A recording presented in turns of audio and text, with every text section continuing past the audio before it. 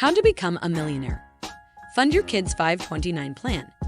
It is not always your own debt that is keeping you from being rich. Sometimes it is the debts of others that keep you from reaching your financial goals. A lot of parents find themselves working longer than they ever planned because they are stuck paying off their kids' college education. The rising price of a college education has caused student loan debt to balloon. Direct Plus loans, also known as Parent Plus loans, are non-transferable and keep parents loaded with debt 20 years after their child's education. The best way to become wealthy is avoiding taking on unnecessary debt in the first place. The best time to start saving for your kids' college education is right now. A 529 plan is a tax advantage plan that will pay for your kids' college education, keeping both you and your child from taking out costly student loans.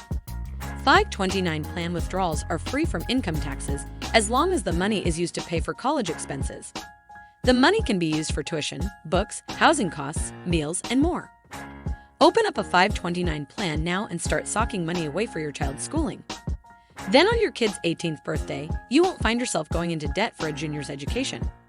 Instead, you will be glad you planned in advance when you were sitting on a beach in Maui, sipping a pina colada and enjoying your early retirement.